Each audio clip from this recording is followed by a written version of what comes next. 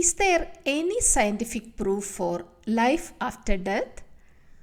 Only evidence many doctors and scientists leaning towards is NDE or near death experience. In this section, I'll be talking about near death experience. To understand that better, I'll be discussing some of the neurotransmitters and its role in sleep, coma, and death. And also, we will look at whether there is any scientific proof or medical evidence for near-death experience. Human being has three parts. Some believe we only have body, but some others believe, or most of the people believe, we have body, soul, and spirit. Body is your physical form. Soul includes will and consciousness. It's actually your personality. Spirit is the core of human, an energy form. Some believe it is the vibration. Is there any medical evidence? There is. Nowadays, many accepting the fact that body, mind, and spirit work together. One instance, this is if you look at American Medical Association's website, one of their publication explaining the mind-body-spirit connection in patient care. For instance, you can see that here the physician should seek to know how they because of mind-body-spirit connection. They advising to treat patients to considering their mind, spirit, and body.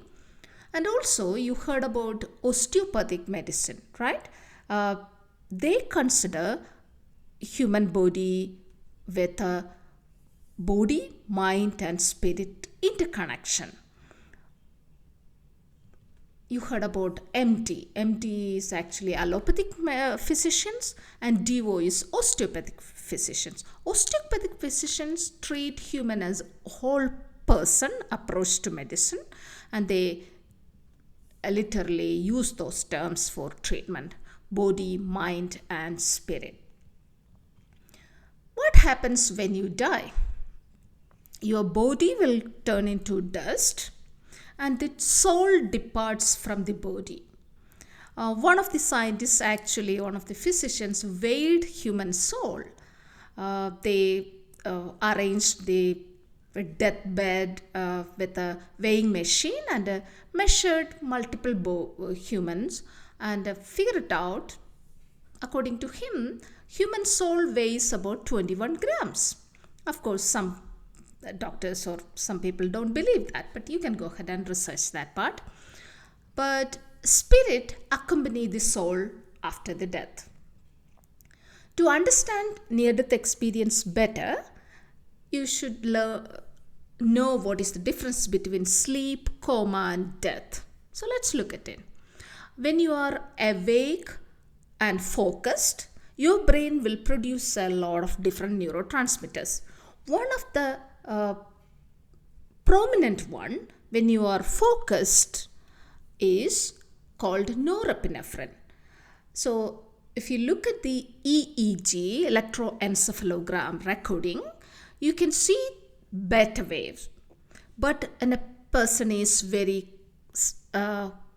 calm wakefulness during that time, that is, they are relaxed, not like well focused, they are relaxing, and that time the norepinephrine level will go down from the brain, but histamine level will go really high. That cause alpha wave. So the recording can record as alpha. But once a person fall asleep, that means light sleep, that moment there is other neurotransmitter, one of them called orexin or hypocretin. The hypocretin will shut down, but GABA, another neurotransmitter, will start peaking. So that we can record as, that is our body relaxed. There is a lot of other point there. You don't have to worry about those. Just remember this. Our body has some change. Brain has some change we can record in EEG. That is represented as theta waves. And when you get into deep sleep, Normally, sleep divided into non-REM and REM sleep. Don't worry about it, but it is a part of non-REM sleep, that is N3 NREM sleep. During that time, that is the deep stage of sleep, our GABA neurotransmitter will be very high.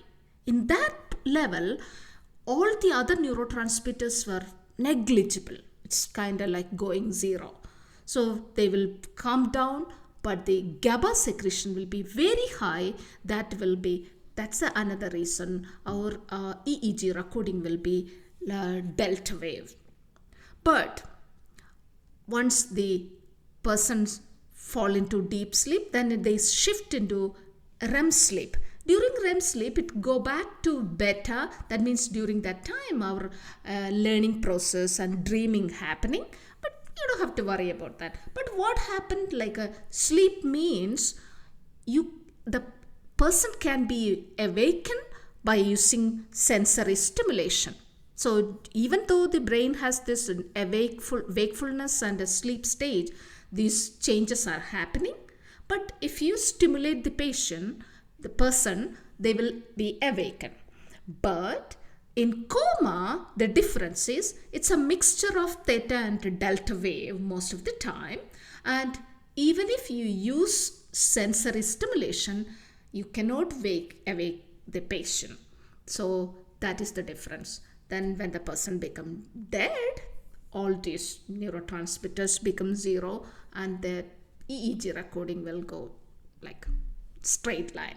Okay, so death is not the end. So in near-death experience, those are the things we will talk about that. So let's look at that in detail. So some people don't like to talk about death, so that's the reason only 2 slides we will go through that very quickly. What happened is when a person, we all have to die one day. When we die, the signs of the life will stop. Cessation of vital function, mainly brain and heart, reduction of both oxygen and glucose will be the stopping. That way brain cannot survive in that condition. So from brain we have a 10th cranial nerve. It is directly connected. It's called vagus nerve, directly connected to heart. The moment heart stops, this gets signal, and vice versa. Whenever the brain has something went wrong and stops, the heart also stops. It's completely interconnected. This is also interconnected with the breathing. Anyway, heart and brain will die. In that time, human cannot survive, right? But what is 4 and 6? Science define these things. 4 major changes happening in a postmortem body. Postmortem signs. One thing very simple to understand: paleness of death. Very simple to understand. As soon as a person dies, their body's blood circulation under our skin, there is a lot of blood vessels, right? All these, the moment heart stops, the blood circulation will be stopping. It causes the paleness of death. About 30 minutes, just after 10 minutes, body become like really like what means like a pale nature. The reason oxygenated blood is not coming recirculating into the skin area, that's why paleness of death is the first stage. Within 30 minutes you can notice that. But later, after 30 minutes to an hour, body become very cold. That means we lose heat. That is called chill of death. Easy to understand. When a person is alive, our body produces a lot of heat. That means after metabolism and also due to the circulation, heartbeat and all, muscle activity, we produce a lot of heat. After each hour of sleep, that means after the death, each hour about a degree temperature, degree Celsius temperature is falling down. For instance, if the patient is in the cold climate, like they are outside in the snow or some places, body become very cold very quickly. Anyway, body temperature adjusts with the atmospheric temperature. Anyway, understand that chill of death means we lose body temperature. But later, after a couple of hours, it started stiffening the body. The reason is from the muscles, skeletal muscles. We have skeletal muscles. All skeletal muscles started breaking down so that the calcium release and it become like a stiffened, contracted body. We don't have energy production in the body, therefore the muscle cannot relax. Anyway, stiffening the body, it will peak around 12, then up to 24 hours, then it's going to degrade. The last one is wound of death. That means that coloration. There'll be a reddish coloration in the body. The reason is reddish bluish tint. Later it turn into blue because there is no oxygenated blood in the blood vessel. But because of the gravity, blood pool into some part of the body. That means wherever it is, if the person is laying down on one side, that is the place the blood started pooling within a couple of hours. That is called wound of death. But just understand this is happening when a person dies. Usually near-death experience happening in the early stage, like during that the starting point of paleness of death, just the beginning of chillness of death. Those are the time, not in the later stage, right? But there are some of the reports there, but we are not going to discuss those in this section. Okay, let's talk about NDE, near-death experience. NDE is an out-of-body experience associated with a death. It is the only spiritual experience we can scientifically study. NDEs can be either positive or negative. This people talk about good and evil related, right? So sometimes they will see lights and they feel very pleasant feeling and loving feeling, but some others get the experience of the negativity and a very negative environment and dark and going towards under the earth, right? We will talk about that. Anyway, let's look at some of the characteristics of NDEs. Most of the people report that this is a sudden departure from the body. Soul depart and move away. And some others, they roam around maybe in the house or in the hospital and see things clearly. And most of them describe their description is really colorful. Whatever they are seeing, we can see similarly in their rooms, right? And another point is they can also pass through the walls. Even if it is concrete wall or brick wall or houses or hospital, they can easily, without any problem, move around from room to room. That's an interesting point, you know. And their sense of hearing will be very clear. People can hear things from far away, and also they notice people talking about what are they praying or talking in another room. They will hear about that and report after their near-death experience. And most of the people, and I think almost everybody, talk about they are lifting their body, their soul is lifted up above the body. Then some see the incidents just nearby. They will see their body and watch what is going on. Some of them just ignore and walk away, but some of them stay around and look at what is happening, you know. And some of them participate in, you know, try to talk to these people, you know. This is one of the example in the emergency room, like in the operating table. One instant I noticed this one from internet in YouTube. You know her, Sharon Stone, right? She's a famous movie star. She got a near-death experience. She was explaining. I took this. I created this video 3 years back, but I didn't get time to publish. That's a reason. But now I got the time to record it. But it's not 6 years. It's actually 9 years ago's incident. You can Google and look at it later. It's only 3-minute video. In that, she is talking about she had a near-death experience during that time. She was in a operating room, and she was trying to talk to people, but she later realized she's dead, you know.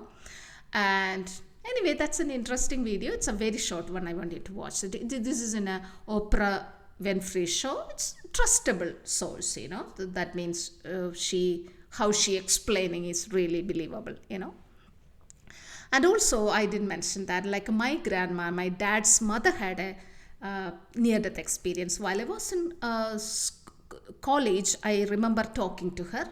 She had a near death experience 20 years back. That is after she died only after 20 years. She lived around about 20 years after her near death experience. So I remember talking to her. So I got a lot of information from that also. Anyway, so let's move on. So people report that, now when we think about it, people believe that when we live in a physical world, our body has like a very clear, it's like a materialistic, right? Like we can everything touch and feel. But we think that when we die, we get only a ghost body and we cannot feel anything. But that's not the case. NDE reports saying that NDE is more real. The people can really feel that everything better than our normal physical world. Another example is blind people. Some blind patients reported NDE, and they actually came back and said that they can see things. And even the people who were born blind, they never seen anything color, or they don't know how birds or animals or trees and humans looks like, but they came back and reported how this explanation very clearly. So that means the consciousness is existing, right? So some people will just after dying, they will go to other dimensions. Some others report that they see nebula and a solar system, other star system, travel in different places and in the universe. Then some pass through the tunnel, wormholes. Some of them were welcomed by different entities. Most of the time they report that that's their family members or relatives or friends or some other souls welcomed them. Some were reported that like they were welcomed by angels, and most of the time they were guided from one way from earth to other places. So they were guided by entities, mostly angels. Most of the time 2 angels were guided them. And one example, I was talking about my grandma's story. So she reported that she was guided by 2 angels. Anyway, so some people see spiritual being, very super powerful beings will be present in their, during this experience, and they will ask them to go back, or they give some guidance during that short amount of time. And most of the time they don't see the face clearly. Also, some people say that there is no need for seeing the face, because they do the telepathy. They get information like it's in instance. They don't have to, like it's like a talking, but they just transfer information from, it's like a brain to brain similarly, So anyway, some people say that they just see light, not the face. And some see Jesus Christ and a spiritual being, very powerful, and a light beings. These are like really radiating light with the love. And most of the time people talk about the seeing Jesus and other entities, and also angels, etc. We are not going to the religious part now, but just stick with some of the scientific thing and whatever really they are reporting. Okay. Most of the time people talk about the angels are very, very powerful. They will report that, and they are very extremely attractive, and they travel by incredible speed throughout, like they lift it up and they just like go through space. And some reported that they see stairs, and some see bright blue sky. And even though when they talk about it's very bright light, they don't feel any uncomfortableness or hot or anything. Like it's very, very good temperature and very good feeling. And most of the time they will report about bright light, and they pass through beautiful fields, and this will be this NDE report shows that most of the people report this as colorful gardens they see, and these colors are really like a vibrant, very clear, crystal clear. And some people talk about they see colors. Grass is greener than the than whatever they see on earth. You heard about people talk about like grass is green on the other side. Maybe that's what they talk about. But anyway, so one example we can people talk about, especially scientists and physicians talk about that. When we born during childhood, our eyes vision may be better. When you get older and older, our color vision, maybe it is fading, we don't know. But once after we die, because we are seeing the color every day, so we don't know how, we cannot compare how we see red color while we were a child, or children while we were children, and we cannot compare that with now, right? But the moment, especially in the elderly patients, whenever they die, just after that time, whenever they exposed to this NDE experience with this field of flowers, they see this is very, very colorful. The vibrant color is like really a characteristic of NDEs. And it will be most of the time they explain this is really, really colorful. They are very happy also, very like a loud feeling. And some people talk about they wear, and they see people wearing long robe, most of the time white robe they talk about. And some people talk about they see crystal city, with a very bright lighted city they talk about. And I remember one of the movies, I think Marvel movies with Thor. I think I haven't noticed that early in the movies, but I remember a scene with Thor and Loki were fighting. In that time, they show that just outside their palace, there is a golden, transparent golden wall, like a floor, right? And in Bible it says that the heaven is made up of gold, like a floor is actually in some parts it says that it's like crystal and it looks like gold. That means it's like a see-through, very transparent. I don't know what material that is, but that's what people reported. Anyway, most of the time people talk about this glass-like crystal, very clean and neat, very colorful structures they talk about. Some people experience negative forces, like for instance, just after the death, they will be dragged under the earth or somewhere with a very dark area and with a very negativity and with the lowest vibration. That's what people talk about. And that means spiritual vibrations are there. People talk about in Bible also, it's mentioned that about 7 level of heaven. So lowest to highest. To highest is people talk about 7th heaven where God will be. Of course, people cannot access that area. All the near-death experience reporting will be, they will get into maybe 1st or 2nd level. I think 2nd or 3rd, 2nd to 3rd, that's it. It's just like an entrance, but they cannot get into that part wherever they are talking about. But it's just an entrance. They happen to be there, and they have to come back into the body. Once they pass that zone, they cannot come back into the body. But anyway, that's not our topic here. So the highest is the pure. They feel like pure love. There's no anger. The beautiful experience. I think almost all the people whoever I listen to, they talk about pure love and happiness. They're always happy. And a lowest level mentioned like people with a hatred and anger.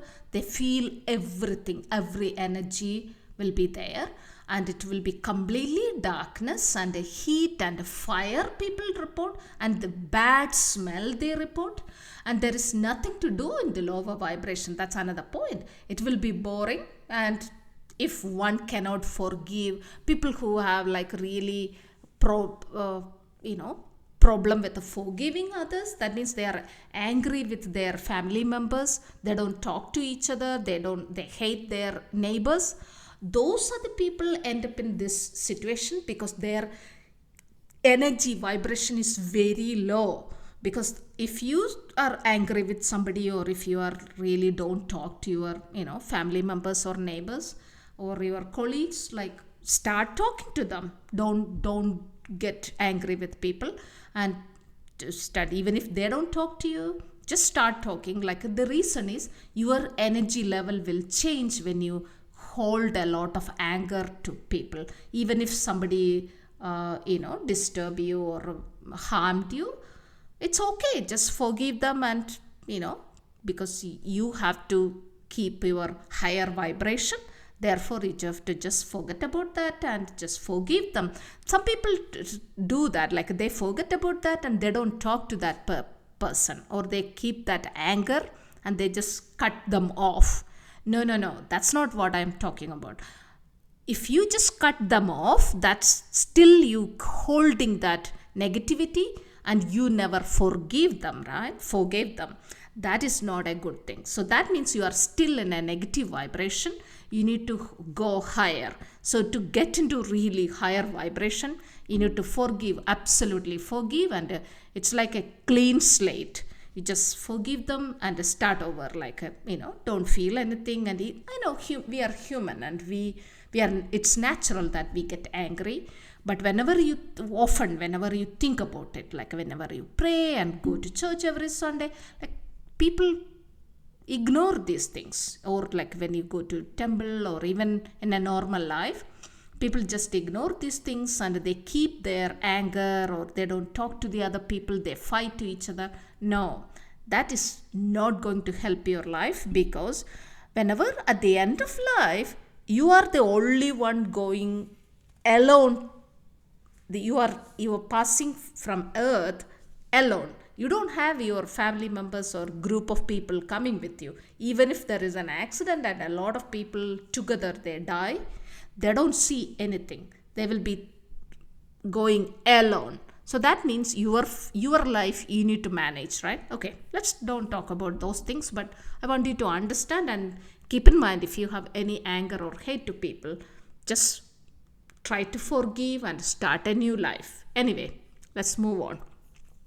So especially people talk about that, if like there is in 10 commandments, people talk about like thou shall not murder, right? You should not kill anybody. If you kill yourself, that means people who are doing suicide, that is a killing. That means you break the commandments, right? So that means that's not like, it's not good. You cannot create something, so create a life, so you should not kill that. So if you destroy the life, can you create it back? No, you cannot. So that means you cannot. So even if the person who are killing themselves suicide, they also end up in, that's what I heard, they also end up in this situation. That means they're supposed to go higher and higher in the vibration, but they end up in the lower vibration. They will be stuck in the empty darkness alone. That's not good, that's not a good feeling. But maybe we will make another video for those details, but let's talk about that. Move on. Underworld, like people talk about Egyptian, maybe you heard about, or when you get time we will review that, or make an abstract of these books in future videos. But when you read Egyptian Book of the Dead, it is talking about a guide to afterlife. Those people but believe that they can, you can carry things from earth to the next life. No, that's, now you know that we cannot do that. But people think about Pharaoh, right? Pharaoh. So Pharaoh, when did they really originate? That is explained in Book of Jasher. This Book of Jasher is an old Hebrew book. It is it's mentioned in Bible, I think twice. So Book of Jasher has this story about how this really the Egyptian Pharaoh originated, right? From which group of people from after Noah's flood and after Abraham, uh, which group of people actually turn into Egyptian pharaohs, right? Anyway, so what they are talking about in the Book of Dead is person's journey to the underworld and buried with their wealth. That's another thing they do. All the tomb they prepare with the gold and all these things, and they believe that they have to. It's a key to heaven. They need to carry all this wealth and everything, so there is a preparation, but that's not true. Like, we don't, it's not like we cannot carry anything from earth. We know that clearly. Anything means if you do very good deeds, you can, it will be counting, because we will talk about Book of Life in few minutes, so that will be counting there. So there is another one. Every cultures have these type of books. The Tibetan Book of the Dead, they talk about life and death. That is an Eastern one. Buddhist monks read all those things, and it's available if you wanted to read. And many of the Sanskrit scriptures will discuss about certain detailed about death and afterlife. Then in Bible, of course, it is specifically mentioning in Revelation. And in the New Testament, most of the time, Jesus is explaining things. Of course, Jesus resurrected after death. Jesus came back. We will talk about that in future. But Revelation has that afterlife and all those stories. If you read carefully, it has all those. Then people who reported near-death experience say that they have like really they can access instant knowledge, right? Everything will be accessible. They know things they never knew before, right? One example, like I just thought about that because one of the movies you see, that Lucy 2014 movie. This is an English movie. I thought they did a good job. It's not that good. They could have made it better.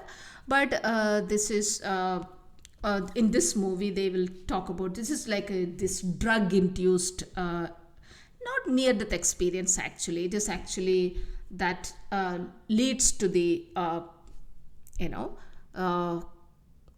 accessing all the consciousness, so that she become like accessible to, like she got all this knowledge. That's a story. Anyway, you can look at it.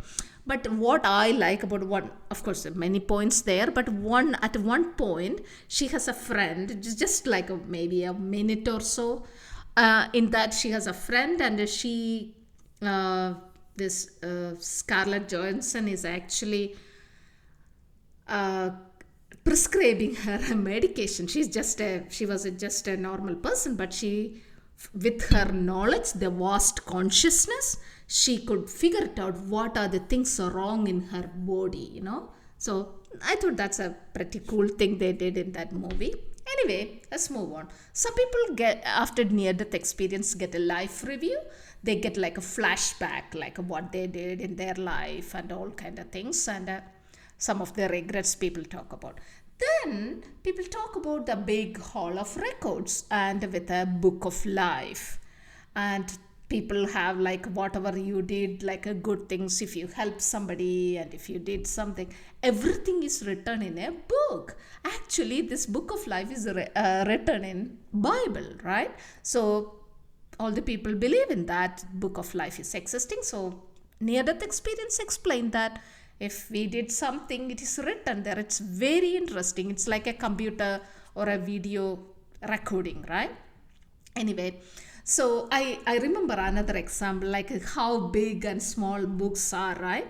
One of the persons, like a patient, when after their near-death experience, I was watching that video. This guy was telling when he saw his book, I don't know what age he died, his book had only 1 or 2 pages. There was nothing there, right? So he was saying like he was selfish and he never cared about others, and he just lived a selfish, materialistic life. But he was telling after that, after he came back, he was telling the next time when he see the book of life, that means when he died, the next time when he really dies, and when he go leave earth, he will have a huge book.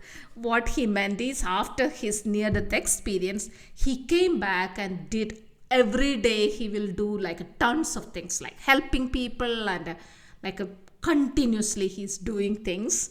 And it's not like a selfish and materialistic thing he is doing. He's actually helping people and doing everything is connected to people, and in a different ways. Anyway, he was talking about he will make sure he will get a huge book after the death. That's what he was talking about. Anyway, there is a book of life there. And about returning, right? Like within like a couple of minutes, right? Most of the near death experience are like within, I don't know, 10 couple of minutes, but some can last up to 10 to 20 minutes. These are miracles, but it happened, right? So most don't want to come back. Most of the people, they feel very comfortable. They feel like really, really comfortable in wherever they are going. So some people, for instance, if somebody is in very big pain, like maybe after an accident or in a cancer chemotherapy or whichever way, if they are during the surgery, like after that, even though their body was in very big pain, just after the death, during this near-death experience, they do not feel any pain. So they feel like really calm and quiet, like a very excellent healthy condition. That's what they feel. So that's the reason they don't want to come back. But that's the reason they are forced to come back to their body. Most of the time they just, try to pull them. Maybe angels or their loved ones or relatives or God or whoever their spiritual entity, they light being, whoever there, they will try to, okay, you have to finish something. Maybe they have some other things to do, right? So they had to come back. And now let's look at how science define consciousness, okay? So that seat of consciousness is in the brain. So we are talking about the person is dead. That means the brain, there is no EEG, there is no electrical impulse, nothing is happening, no chemical reaction, nothing happening, and the neurotransmitters are not working, and oxygen is not reaching into the brain because the blood circulation stopped. That's what we were discussing earlier about death, right? So that means we need to learn what is normally when we are in a healthy condition. How is our brain work? Then we can connect what is happening in the near-death experience. So consciousness is everything we experience, feel, and love, and also all the knowledge and understanding. Everything is in consciousness, right? So how science define? For instance, one of the famous journal, Nature, right? In the Nature, it states that consciousness, it's an awareness, focus or concentrated on. You don't have to read all those, just look at this picture. This is from Nature. So it is actually located in the cerebral cortex, and the cortical area, that means outermost part of the brain, has a sheet of neurons, like in nervous tissues. That's where the location of consciousness. Specifically in this area, I don't want to talk about all these divisions, so you don't have to worry about anything. One thing I would like to mention, so occipital lobe, like our primary visual cortex, there is an area there, okay? Just don't worry about it. But have you ever seen like a Tom and Jerry cartoon? When Tom gets hit by something on his head, they show a lot of stars, right? You remember that? That's where, like, if we get hit right here, we get that is a visual cortex. So this is the things we were talking about, like in the near-death experience, that is an entirely whatever we are seeing. So science, like without connecting mind or soul, like a soul or spirit, if you try to explain the consciousness or just only the physical materialistic body and a near-death experience, there is no way we can explain. But that's one thing science did bad, because doctors, physicians, and scientists tried to keep all the spiritual experience and whatever they cannot explain outside the body, they separated. Because they separated, there was no research or science or development happening in near death experience. We don't know, it's like a blank space, right? Whatever available earlier in Bible and some of the old scriptures, that's all we have now.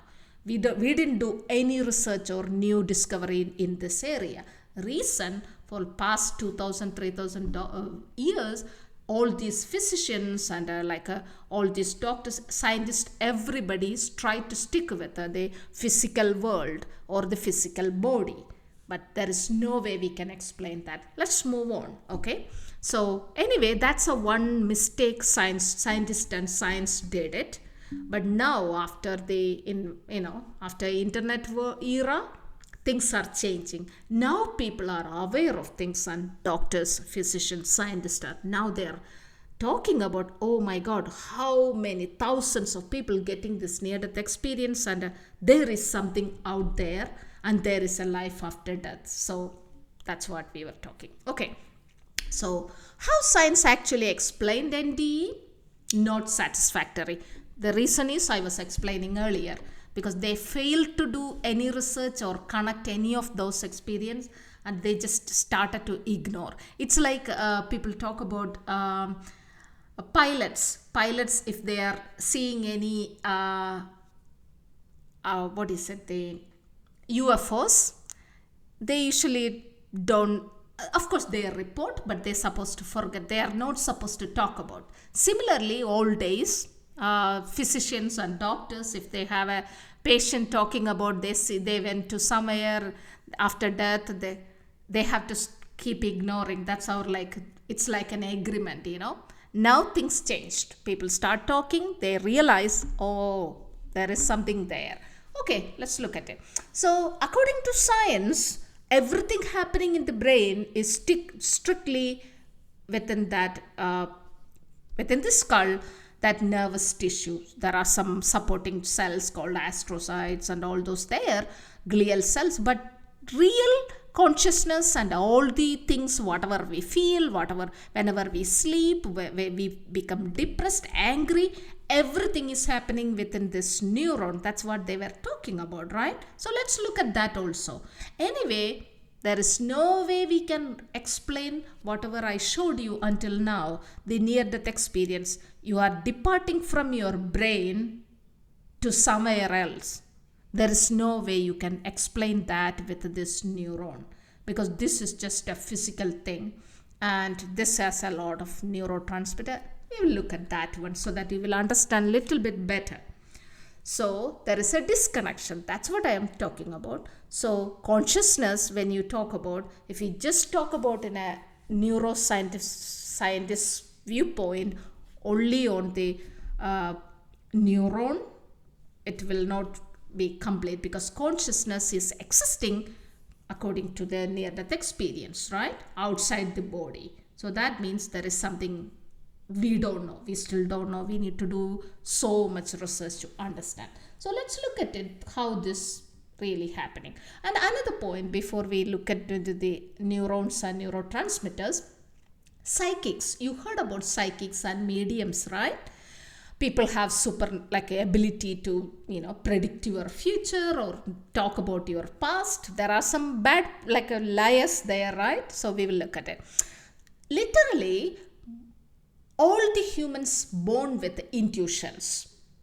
So that means psychic ability. But this varies. That means you feel like you have an intuition, right? Like even you look at your, weather, if there is no rain today, but you felt like, okay, I had to carry an umbrella, and maybe you got a rainy day that day. Or one example, sometimes you don't want to talk to certain people, right? So you get an intuition, or you will be attracted to certain people, or you get an intuition that I want to talk to that person. Or sometimes you get an energy saying don't talk to that person, or you had an intuition but you ignored that intuition and go ahead and did something and you realize, you get into trouble. Does that make sense? So anyway, everybody have intuition in a different level, but this can be like this level. For instance, it's like a different senses. For example, some people can do like visions, voices, etc. But mediums are people or persons with extrasensory perception. That means they are not unlike normal human beings. They have super, like a little bit extra ability. The problem here is, some people who are not mediums act like medium, or they just fake as medium. That is the problem with the science don't support this. Why science is not supporting psychics and mediums? One of the major reason is, for instance, suppose a person in a family, there is a mother or father is psychic. Usually we've seen mostly females, right? So if the female, males also there, but if a person is psychic, and if you see in their family another person or their children are also these mediums, there is a problem there. This is not a genetical thing which can pass from parents to children. No, it is a rare thing, right? One in, I don't know the calculation, but you cannot like a practice. So the problem here is, in a family, if there is a person who is medium and they are living, that's their lives, they are earning money through that method, by talking to people. So their kids see this, and the mother will train the kids, or the family members train them. You can train and get some psychic ability, not like a mediums. There are some intuitions you can get. This is like you are just practicing some like sports or something, right? So they train them to become medium. That is not the real medium. That is like a fake thing. Does that make sense? So that is why you cannot trust everybody you are seeing out there. So that's the reason, that's another reason people don't believe near-death experience also. So why science didn't support until now? Reason, of course, still there is, lies there. But because it is a fake things going on, always there, we cannot, trust everybody. But keep in mind, there is difference between psychics and mediums. And like I said, it existed like before radio or TV or internet, right? Like there were a lot of people there. So people didn't like paid much attention. Okay. But now we have internet and we can access a lot of things, but don't fall into those things, but understand there is some things going on. Science didn't pay attention to. That's a bad thing, right? They're supposed to scan all their, now also that it is still people are not doing. They can study, they can bring those people and do the EEG and like all this scanning and study about how their brain work, and that's how you get into this type of research, but people are still not doing. I don't know why. Anyway, in that time I would like to talk about a movie. So one of the movies, Ghost 1990, you may see, I'm sure you may seen that. If not, you can go ahead and watch it. And it's a beautiful movie. They did a good job. In this movie, I remember they are showing both light and darkness. The good guy will go to, they're showing the light, and the negative vibration, lowest vibration, showing the darkness also. That's an interesting thing to watch. Like, and another thing is like another interesting point is like after death, the person who are in the other side as a ghost, they don't worry about money, right? Like they don't care about $1 million or something. I remember that, like how hard to give away that $1 million. Anyway, if you never seen that movie, I don't want to talk about that, but it's a beautiful movie to watch. Another movie talk about this. This movie, why I mentioned is this movie has a ghost and a a psychic medium. That's why I thought I can just mention. Another movie with a ghost one is, there is tons of movies, but I thought it's an interesting one. That's why it's a Malayalam movie. It's an Indian movie. It's called Aish Kalam. That movie is 1992 one. This is actually a guy who got a heart transplant, and he it's actually free in YouTube. If you start watching that, there is no English subtitles, so I'm sorry, but it's fun to watch. But when you go up to about 19 minutes, you will see that person. But about 20 minutes, you see that like this donor, I think it's at 19 minutes. So this heart donor is actually, coming in front of this guy, and that's a story. Like, you end up in, if you like to watch, you can watch that. That's an interesting movie to watch, that they show that there is a spirit there and all kind of thing. Anyway, that's not our talk, but psychedelic. So you heard about these are drugs to alter person's perceptions. So that I was talking about the movie Lucy. That's what they created. The person end up in having a lot of drug in the body, and that's why she got all this like ability. That's what it's saying. Of course, that's very dangerous. You can die, so there is no way you should try psychedelic. I will never ever advise that. The reason is this is so dangerous, because I do teach this hallucinogens and all these drugs, so I'm aware of that thing. So let's talk psilocybin, psychedelic prodrug from fungi. That means like from the mushroom. You heard about people take mushrooms to, get near-death experience. That is stupid. Why?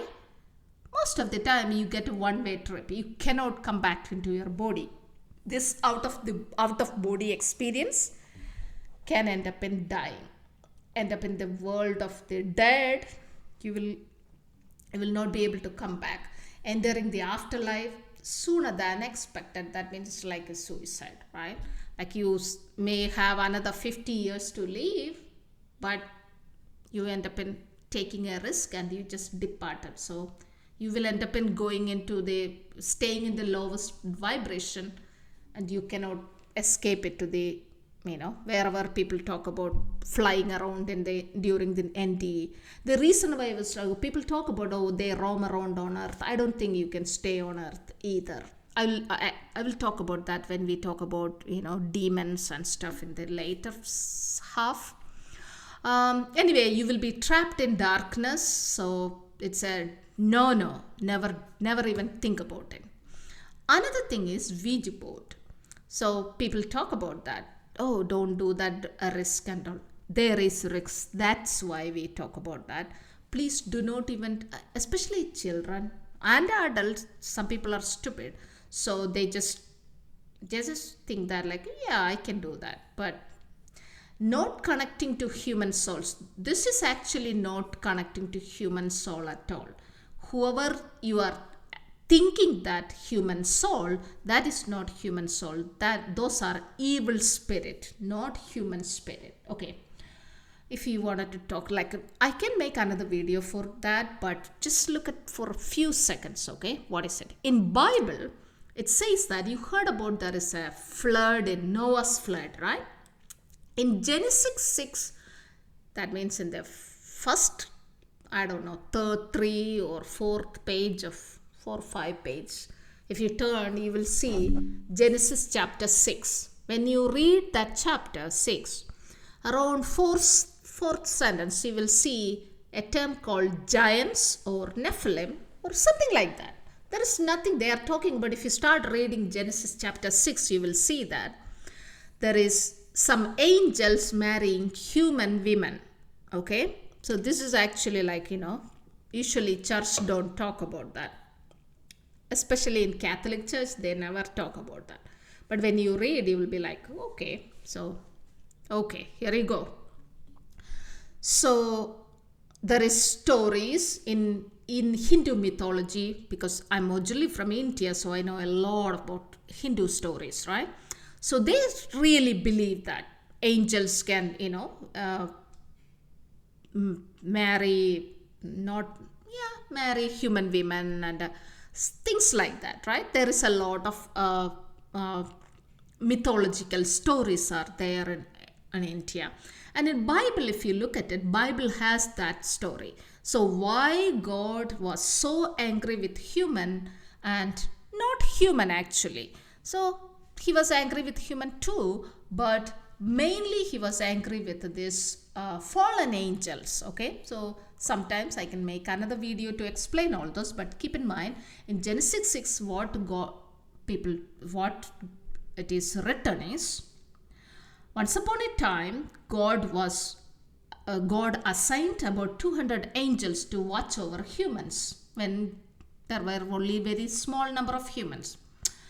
These angels, supposed to help the people, but they're helping, but they, decided to just metamorphose their body. They lost the angelic character and end up in becoming like, human like, but they cannot go back into angelic form, right? So they did something, I don't know what they did. They metamorphosis and become like they mate with human women and produce giants. They are called Nephilim. So why I mentioned that is then only I can explain that what is happening in Ouija board. That's the only reason I'm explaining. Otherwise I would have avoided this. Anyway, so the Nephilim story. So keep in mind, when a female become pregnant, like in nowadays, right? We know that we are in a modern day. It is 2024, very modern. So when a female become pregnant and 9 months, when during the delivery time, if the baby's head is bigger, it will be hard to get out from the birth canal. Therefore, physicians will gynecologists will recommend to cut open the belly and take out the baby out, because they cannot pass through the birth canal because the baby's growth is so big and the head is so big, right? Did you understand that point? That's all you need to remember. But if you think about the Nephilim story, right? They are marrying, that means they are mating with a human women. That means these are angel being, a supernatural being. If they mate with human women and if they become pregnant and they produce, it's written clearly that giants, right? And if you look at it, and if you may need to Google and investigate, you can see a lot of examples. People dig out thousands of years back, a lot of bones. Those are so huge. This is not talking about like a 7 feet man or I don't know 10 feet. No, these are really, really giants. Anyway, let's don't talk about that evidence or anything, but there is evidence, but everything is hidden. People don't talk about it. I don't know why, that's a problem with why science is still in a infant stage. The reason is they don't have an open mind. They don't accept things. They just stick with some scientists, just very close minded. Anyway, so the Nephilim story is these angels mated with a human women and they females become pregnant. Okay, it is not written there, but I assume, or maybe somewhere it's written, but I'm thinking, so because these young ones, their babies were giants, I'm sure they come out. It's like, the movie called Alien, right? Alien 1, 2, 3. You remember watching those movies, right? These creatures insert like a egg into the body, human body, and the human body rupture and come out the babies. Does that make sense? Similarly, I know I'm talking about near-death experience and I'm discussing supernatural and unbelievable things, but that's what actually happened. Mothers, of human females, actually ruptured their body and these babies came out. And you have to understand, these are it's okay, they have a father and mother, but they come out as just nobody. There is no mothers. Of course, there should be in a different way, I don't know. Anyway, so maybe that's the reason the human females have, they're dead. And if god created humans, and if god sees that his creation is destroyed by this kind of situation, I don't think god will be happy. If I am seeing that, I won't be happy either. So that is a very rude thing, right? Like a very. And also these people, like these Nephilims, they are called Nephilim, the young ones, the babies. These babies become so huge, they are called giants. And this is why they called Nephilim, not the humans, because their father is not human. That's a supernatural being. Anyway, this Nephilim is actually a what is it? It becomes giant, and they actually start eating human flesh and drinking human blood. Okay, keep in mind. And they also make the humans lived in that time, that is during Noah's time, people who lived there in humans, these Nephilims make them to drink blood. That means these are supernatural beings, right? Product. So this blood they drink to get power. So why I mentioned that weird part is, now, like in, I don't know, in 2024, people talk about like a Satanist or kind of people, like, right? Like drinking blood, and talk about people get power. Some stupid people do some weird thing to get that, like, okay, you can drink blood and do the things with the blood so that you get power. No, you are stupid. The reason, you are not a supernatural being. Now we don't have any supernatural. Somehow God blocked. So you don't have, I don't know whether Nephilim means walking around in human beings, in the middle of humans, but I don't know. But anyway, if you just kill and drink human blood or whatever, sorry, I don't know whether I am supposed to talk about those things on YouTube, but I'm talking about anything. If anybody using that kind of bad things, I don't think you get that power. Why I mentioned that is, that power, the old days, during Noah's time, these people were practicing that blood and the power. What they were talking about is, these are from the supernatural being. They were the cross between the supernatural being, angels and humans. That's how the Nephilim form. Anyway, understand, that is the being. So hope you understood how bad Noah's time was, right? That's all I want to say. It was really, really bad situation.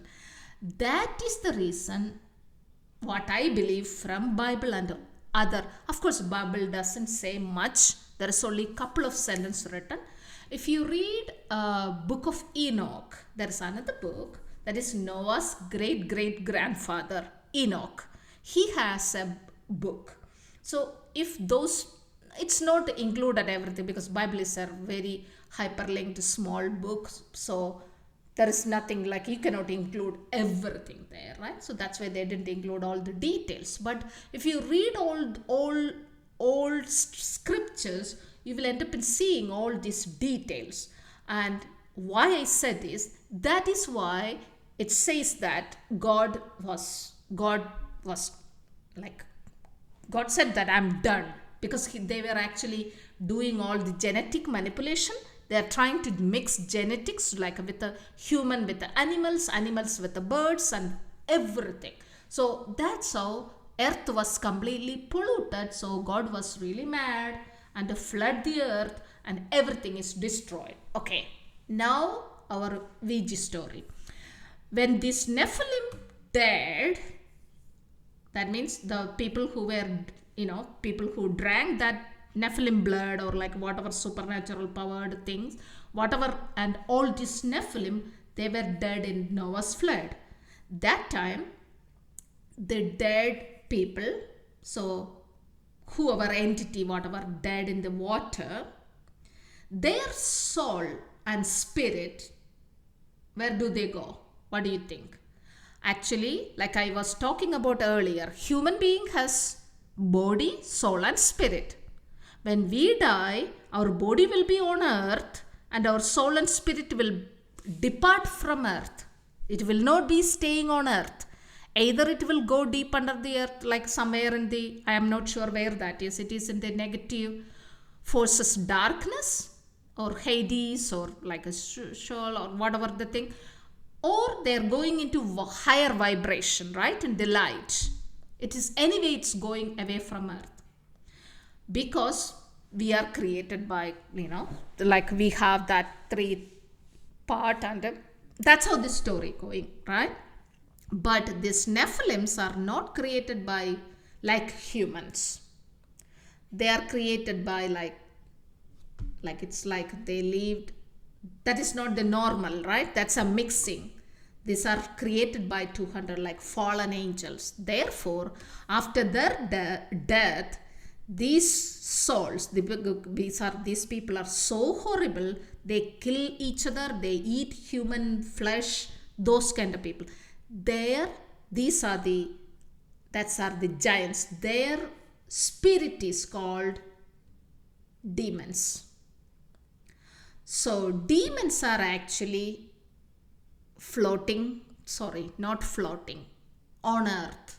I don't know until what time, I'm not sure about it, but until the end of the earth, I don't know, until it's written in Bible, but we don't want to talk about those stories here. But just to understand why I'm talking about is, if anybody tell you Ouija board, you are talking to human spirit, that is a lie. What is the reason? Because demons, they are like completely destroyed, right? They are destroyed in water and completely gone. They don't have a body, but they hate humans because they don't have the body, and they are destroyed, and the human are still living on earth. So these demons, but you have to understand this, like thousands of years, how much is it? 4,000 years they were on earth. So they learned about human, they are watching. So they watch humans and they follow around people. But if you give chance, they will, if you welcome only, they can come come near you. You don't have to worry about if you have that's why people sleep with a cross, right? Cross and human. Like in the Bible, it's written that Jesus, if you are so much worried, you say that Jesus' name, the demons will run away. That's what it says. Anyway, let's talk about the science part, right? But understand, why I explain this is, some people play with the Ouija board and they always talk about they will talk to human souls. But understand, this whoever dead or died or killed, or those souls are departed from earth, they left. But these demons who were watching those humans, people who were living here, they were watching.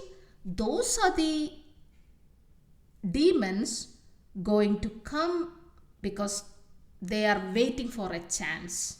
So they may be, I don't know, they may be hanging around with the people who have that, the curiosity to experiment other spiritual world. I am not sure about that, I don't know. So this thing, if you are seeing, people think that, oh, what if I find or talk to demon, what will happen? The problem is, if you call them once, it will never leave you.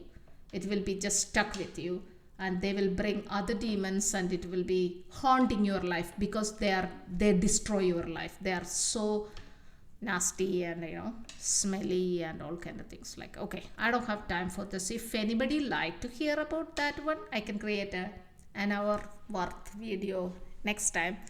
Give me the comment, but let's stop right there, this story. But Ouija board, you are not talking about near-death experience or anything. That is a different entity. If you wanted to know, we will talk later. But let's talk about that.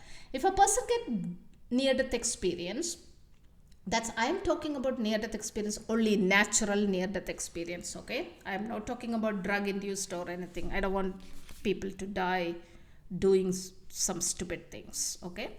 So they get barriers. For example, multiple levels, consciousness can visit multiple level, but access is limited. for instance, if you are walking into a house, they have an entrance, like maybe a you know, in a front, in a courtyard or something, not yard, what do you call it? Yeah, yard or entrance. So the people just get into that entrance, and they cannot get into that, you know, eternal wherever, heaven or paradise or wherever, nothing. They cannot, because once you get into that you know, realm, you cannot come back. That is the reason. So keep in mind, people whoever reporting that near death experience, they get only that glimpse of what is out there. That is really, really fascinating. You know what I'm saying? I'm a science person, you know, like I just, you know, like I talk about drugs and medical things and drugs, all those kind of things. But if once you read and understand about, know a lot of human body and all those things, it's really fascinating. Anyway, multiple levels, people visit, like consciousness has like they can reach into multiple levels, but only at the lower level. They cannot go to higher level, and they cannot cross certain barriers. Energy of the being linked to the body. That's the reason they actually come back. What do you do after death? People talk about, you know, only based on the near death experience. That's, I told you, it's only just a fraction of seconds or minutes they are visiting, and they get little bit experience. Only they are exposed to little bit, only that, you know, entrance. They cannot pass into the real world out there. But based on that, people believe, and also based on, like, if you read Bible and go to, you know, read the New Testament, it has all the details. What is after death? That's why Jesus came and talk about, right?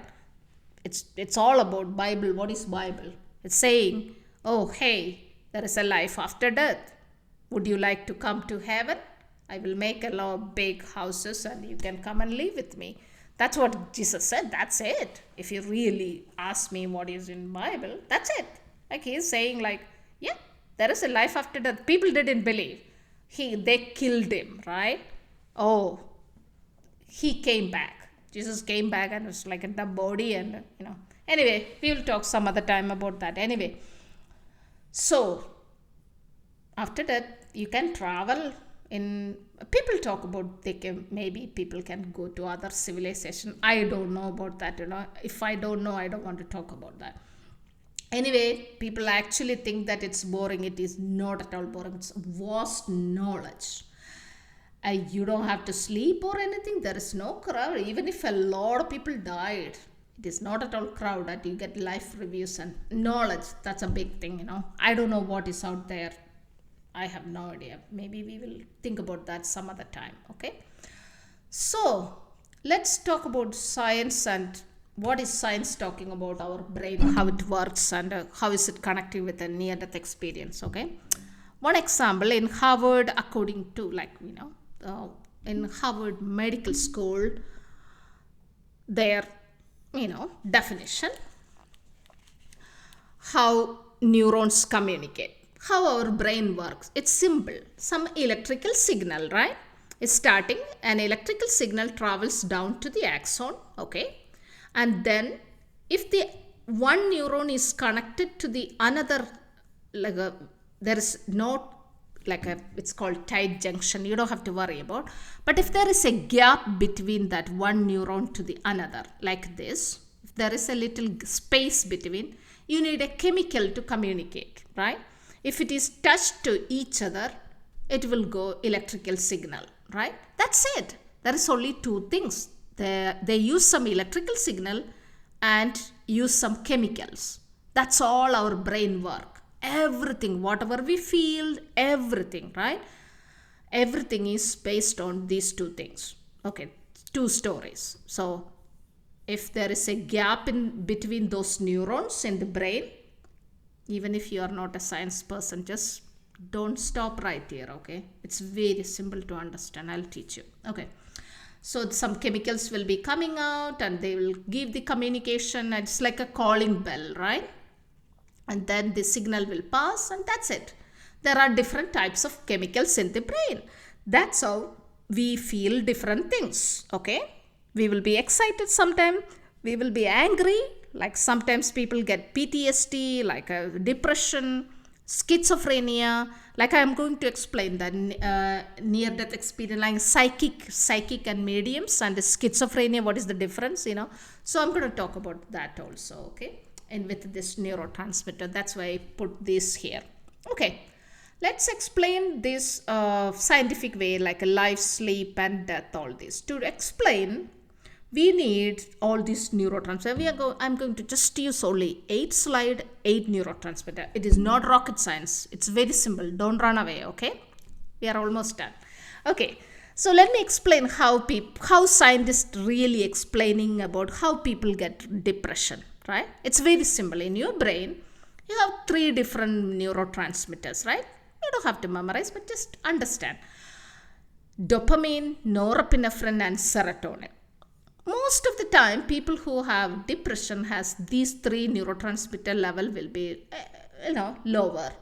But mostly, serotonin has more influence to make you happy for mood regulation, right? But some people have all the 3 will be in the, equally lower. So these are the 3 neurotransmitters. Let's talk about let me explain to you like at least one example each, like what is the role of these neurotransmitters. Then we will talk about when a person die, or if after the near death experience, is it anything related to these neurotransmitters. Okay, according to the current knowledge, this is all we know. So depression, like some people have like equally all the 3 balanced, like a lower. But sometimes one neurotransmitter will be higher and 2 others will be lower. Anyway, that's the reason when people take depression medication, everybody don't get the same result. Reason, in their brain, maybe one of that neurotransmitter is still high or really low, or, some like that's a reason. Anyway, it works together. Let me explain in a different way, right? Can you just look at it? Very simple. When you are very excited, very happy, maybe you get like something, I don't know what make you happy. Whatever, you are very happy one day. What does that mean? You have very high level of norepinephrine, dopamine and serotonin. That's what it written, 5-HT. That's a chemical formula. Don't worry about it. Serotonin. All the 3 are high. I want you to look at another thing. Can you look at all the way down? Depression. When people are depressed, normally serotonin will be very low, but the dopamine and norepinephrine also will be very low. They are very strong. But you know that when a person is angry, norepinephrine, that's like adrenaline. You heard about the adrenaline rush. Similarly, the norepinephrine in the brain will be so high. When they are angry, when a person is angry, some people, I think everybody, when they get angry, they don't have any sympathy. People hit the others, do bad things. What is the reason? See, that serotonin level is very low. They don't have any like a mood feeling or nothing. Reason, they just, they get that neurotransmitter is low. Why I am mentioning is, these are the chemicals actually make you do whatever you are doing. Then when people are stressed out, that's only one thing I should ask, one more thing. When people are stressed out, their norepinephrine, adrenaline, right? Norepinephrine level is really high and the other neurotransmitters will be lower, right? Anyway, these are the stories. This will, if there is something, this excitement or depression or stress or fear, it will affect your sleep also. Okay, so let's look at that one by one. We are not talking 2 minutes, but most prescribed antidepressants you heard about, like SSRI, that means selective serotonin receptor inhibitor, Prozac, right? Prozac. Anyway, we don't want to talk about that details. Let's look at this picture. this is one example, right? There are 7 different types of serotonin receptor, one receptor distribution in the brain. Okay, look at a normal person's brain. Okay, I'm explaining like I'm explaining to my mom. Okay, if she doesn't know any science or neuroscience, this is what she will see. Okay, easy. When I am normal, my brain has this one receptor, that is the serotonin, right? Receptors are like distributed very well, everything good. I have enough serotonin, I am happy, normal, everything is good. Can you see when a depressed person, how the 5:2, that specific receptor distribution? So this is the reason they cannot do anything. They are sad, they are depressed, they're like really negative feelings, right? So really our brain works with these chemicals. This is how the brain works. This is why someday you are happy and someday you are sad. Okay, let's move on. That means in the brain, in the brainstem, you have specific bundle of neuron called raphe nuclei. That's what secreting serotonin. That is the neurotransmitter. Sorry, this serotonin going to make you, mood change, appetite, like it make you happy, everything. It feels good. Like, carb starving, like, you feel to eat carbohydrates. All this is based on serotonin has like another thing is serotonin deficiency. Serotonin, if you eat a lot of carbs, you feel that feel good feeling. That is because I'll talk about it. It's the amino acid making serotonin can pass blood-brain barrier, so that you feel like you get enough serotonin boost in your brain. That's why you feel good. Anyway, keep in mind about 80% of serotonin is produced in your belly. You have a lot of neurons in belly outside the brain. That is what people talk about, like, I think I'm not connecting that, but still you heard about that, like a gut instinct, right? Like you get like gut feeling. Yeah, that's it, connected with that neurotransmitter. Anyway, keep in mind another point, like when people get like anything related to like if they are gut, like not gut, like a stomach, like if they have some diarrhea or something related to stomach, they will be completely down, right? They don't want to do anything. Brain actually give permission to take care of, like enteric nervous system take care of your belly, but digestive system. But if digestive system cannot take care of that, they're going to report to the brain. So the brain will stop every other thing and try to fix this problem. That is why when people get, digestive problem, they'll be like completely down. They just lay down. Anyway, why do we talk about that? There is only 20% of serotonin in your brain. That is really significant because most of the 80% is secreted in the digestive system. But why I'm talking about that? This brain serotonin is actually, if it is less in amygdala, that's a part in the brain that can make you sad. If it is less in the hypothalamus, you get appetite changes. Some people eat a lot, become obese. Some people don't eat it. Like for instance, like if you are really, really sad, sometimes when people have like a family, if there is a death or something, they don't feel to eat at all, right? These are like all about neurotransmitters. So what I was talking about carb starving, craving, not starving. Anyway, so why I was talking about, if you eat carbohydrates, you feel better, right? Sometimes, not sometimes, most of the time. The reason is tryptophan is the amino acid making serotonin. See that?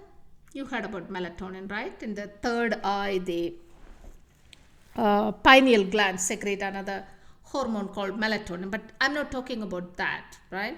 I'm talking about serotonin. This is a neurotransmitter. This is formed from a tryptophan. It is from the food, right? The tryptophan can pass blood-brain barrier. Therefore, when you eat a lot of carbohydrate containing food, you get a lot of serotonin boost in your brain. Certain food, whatever rich in tryptophan. Anyway, let's move on. you understood what is the role of this neurotransmitter, right? It will make you happy, sad, all those things. Okay, for near death experience definition, maybe you need this, I don't know. Anyway, look at it. But the next neurotransmitters, that means norepinephrine and epinephrine, we were talking about like a depression, right? The first neurotransmitter is serotonin, second norepinephrine, and the third one was dopamine, right? These two neurotransmitters originated or formed from another amino acid called tyrosine. Okay, one more time. Tryptophan, when you eat food, tryptophan makes serotonin, but from another amino acid make dopamine and norepinephrine. Okay. Anyway, so let's move to the dopamine norepinephrine story. Norepinephrine producing neurons are only about, I don't know, 50,000, only very less number, right? 50 or 100, within 100,000 neurons located in your pons area, like a brainstem. These are blue colored under the micro, like even if you cut a human brain and look that, it will be bluish pigmented cells because it has a lot of bluish melanin in that area. Anyway, understand, these neurons secrete norepinephrine. This norepinephrine make you alert. Remember earlier we were talking about focusing. When you are listening to me very carefully, that time you have a lot of norepinephrine producing from this area. And norepinephrine also constrict the blood vessels, right? And that is outside the brain, Anyway, so just understand. So, another point I would like to mention. People with a PTSD has post traumatic syndrome, right? So, PTSD has most of the time with a higher level of norepinephrine secretion, and people with the ADHD, one of the symptoms, sometimes with a lesser production of norepinephrine from this locus coeruleus. Different reasons are there, but one of the reasons, okay? Then dopamine, another neurotransmitter, it will make you happy, and like if you are addicted to something, addiction, this is the neurotransmitter, like a smoking, alcohol, chocolate, I don't know, whatever make you feel good, this is it. This is the addiction causing. The reason, from your brain, midbrain, there is an area called ventral tegmental area, little neurons, a bundle of neuron supplying to the cerebral cortex in the brain, right? These are the one producing, okay, there is a lot of branches there, but these secrete dopamine. Suppose a person, these neurons are not acting well, they are not producing this dopamine from this circuit. It's like a wiring, right? Or a pipeline delivering things. This is not delivering dopamine, or it is not producing from VTA, this area, or something went wrong. It's not working. In that is the time people get negative symptoms of schizophrenia. Remember I was talking about medium and psychic people, right? Psychic ability. This is different from schizophrenia condition. In the brain, when a person becomes sick or ill, dopamine content will go down in this circuit. Okay, so only that time they can get like negative symptoms. For instance, they will be like a very moody, like very like a, they don't interact with others. They will be left alone, and they just stay in the house, closed door. They don't like to, they don't even like to fix their hair or do the makeup or go anywhere. They just it's not the part of depression I'm talking about. It's like a negative. They don't do any personal care or anything. That negative symptoms of schizophrenia is because of this less dopamine in one of the part of the brain. But what if in another part, for instance, in the limbic system, if it is too high limbic system and also in the nucleus accumbens, another part, just forget about it. In another part, if it is going too high, That is another reason. So positive symptoms of schizophrenia. Positive symptom, there are two types of schizophrenia condition. People can hear voices, right? This is not psychic or medium ability I'm talking about. This is schizophrenia sickness. So in that condition, because of the high dopamine level, because of the activation of all these neurons and all these areas, visual, sometimes people get visual hallucinations. So this can lead to hallucinations, visual hallucinations, or they can hear voices. That is called auditory hallucination. Anyway, understand dopamine in one part of the brain, if it is too high, or another part if it is too low, that can cause disease. So you understand these chemicals are very important for normal functioning of your brain. Another example, okay, then we will be done, okay. So people can get Parkinson's disease. That means same near this ventral tegmental area in the midbrain, there is another little spot. If you cut the brain and look at it, it has a darker black colored pigmented neuron, because dark colored melanin there. That's why they are named as substantia nigra, dark. This dark colored neurons secrete same dopamine to this area. So if this circuit is not working, because this circuit is important for maintaining your movements, so the people get movement disorders. One of them is Parkinson's disease. So keep in mind, dopamine circuit has problem, or this nucleus, that neuron is dead, or whichever way, neuron is not secreting enough dopamine. Anyway, so understand dopamine, norepinephrine and serotonin, all the three are important for depression, but individually these neurotransmitters are for different functions. Does that make sense? They are interconnected also. Similarly, there is another neurotransmitter called orexin or hypocretin. This is to make you awake, like keep you awake, right? When you wake up in the morning, you have start producing a lot of orexin. What if a person doesn't have producing enough orexin? That is called narcolepsy. It can lead to cataplexy also, right? So anyway, primary hypersomnia, like a daytime, they end up in like falling asleep. It's like a serious condition because you cannot keep it awake. The reason is in the brain, in the hypothalamus area, there is a specific zone called, let me explain. Lateral hypothalamus. You don't have to know the name or anything, but I'm just telling you the story. That's the truth. I'm not lying. So in the lateral hypothalamus, a bundle of neurons, I think about 50 to 100,000, less than 100,000 neurons there. That is the only group of neurons secreting most of the orexin neurotransmitter. This will stimulate other part of the brain so that it is like a poking. Wake up, right? They give the wake up signal and they keep you awake. Every time, during daytime, you will be awake. That is the right reason you don't fall asleep that time. But in the night time, this will not function. That means you don't have orexin, so you will fall asleep. We will talk about it. Anyway, understand there is another neurotransmitter there. And histamine. So that is to keep you calm wakefulness. For example, when you are relaxed, when you are awake and very calm and quiet, you in your hypothalamus, you have another group of neurons. It's also less than 100,000 neurons there. Very small number, but very strong neurotransmitter secreting cells. So they produce, they are called tuberomammillary nucleus, secrete histamine. Histamine will keep you, calm wakefulness. But histamine has another function. For instance, have you noticed that sometimes if you eat certain food, you cannot fall asleep well, right?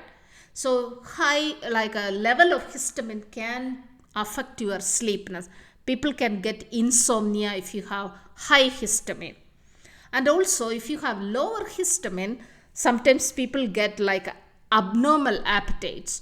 For instance, like you heard about people eating dirt, soil, like a charcoal, I don't know, like a plastic.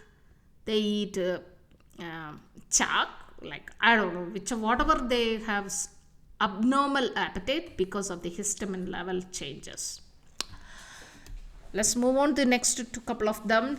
GABA. You have another two neurotransmitter where I put together is they are interconnected. GABA to stop, like these are like keep you calm.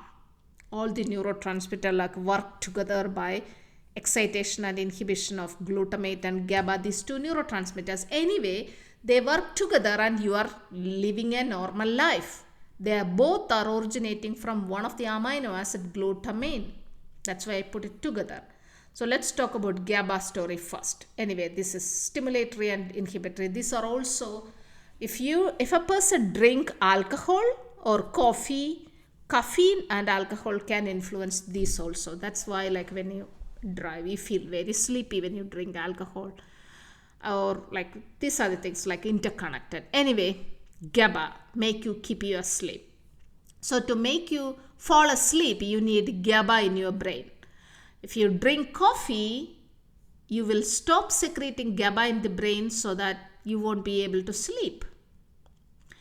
Then if you drink alcohol, it will stimulate the production of GABA so that you will be sleepy, Epilepsy, when people have less GABA secretion or the GABA receptors are not working, this can cause it's like a storm in your brain. It's like a real big storm.